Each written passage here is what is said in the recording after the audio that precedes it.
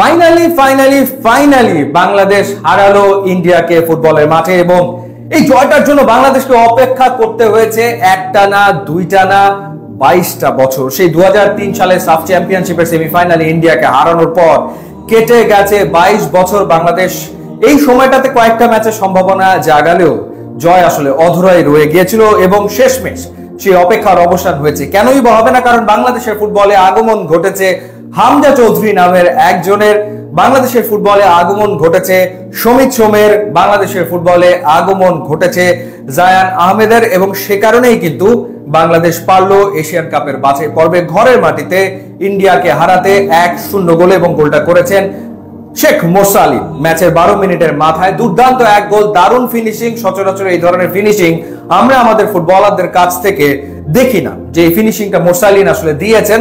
এবং রাকিবের রান সবসময় অসাধারণ, তিনি খুব স্পিডে উপরে উঠে আসেন, কাউন্টার অ্যাটাকে খুব দ্রুত যেতে পারেন, সেই কাজটা তিনি করেছেন ঠিকই। এবং মোরসালিনকে যে অ্যাসিস্টটা করেছেন সেটা চোখ জুড়ানো, নান্দনিক।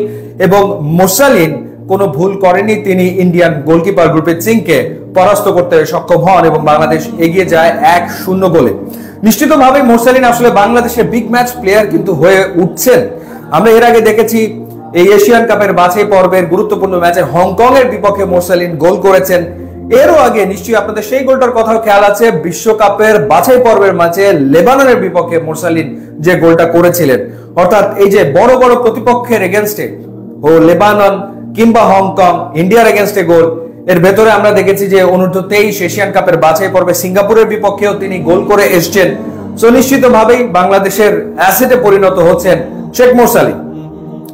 মোমেন্ট তো ওই একটাই, কিন্তু মোমেন্ট আরো অনেকগুলো আছে।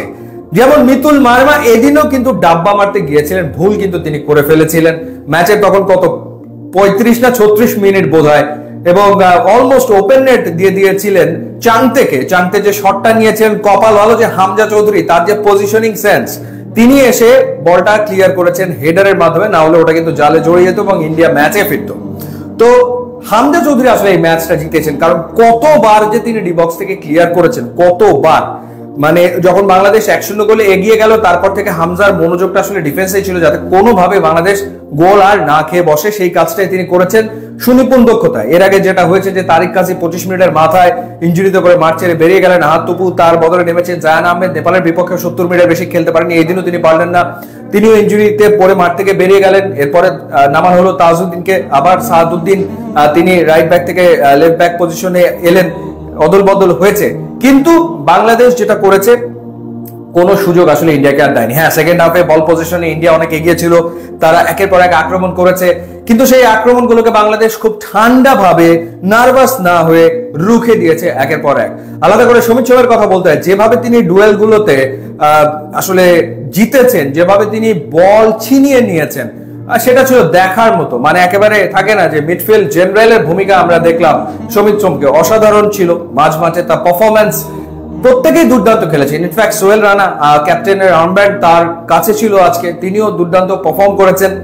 ওভারঅল প্রত্যেকেই ভালো খেলেছেন। ফাহিম খেটে খেলেছেন, নেপালের বিপক্ষেও তিনি একাধিক গোলের সুযোগ পেয়েছিলেন, পরিশ্রম করে খেলেছেন। ফাহিমকে আমরা দেখেছি যে ওপরে উঠতে এবং খুব দ্রুত আবার নিচে নেমে আসতে, অর্থাৎ এই যে ব্যাপারটা উপরে ওঠা এবং দ্রুত আবার নিচে নামা, তো সেটা সবসময় সচরাচর আসলে হয়ে ওঠে না বাংলাদেশি ফুটবলারদের। অনেক সময় দেখা যায় ফিটনেসের অভাব থেকে যায়, কিন্তু ইন্ডিয়ার বিপক্ষে পুরো টিম ডেডিকেটেড ছিল যে জিততেই হবে। এই ব্যাপারটা খুবই গুরুত্বপূর্ণ ছিল, যে dedication level was pretty high.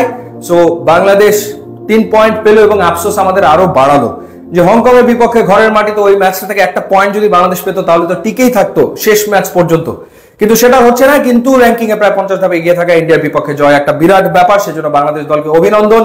ফুটবলে বাংলাদেশ এগোবেই এবং সেটা ছাপ কিন্তু আমরা দেখতে পাচ্ছি বাংলাদেশের খেলাতে। ইউটিউব ইনস্টাগ্রাম লিংক আছে, আপনারা যদি যোগ দেন তাহলে খুবই খুশি হবো। And thanks for watching.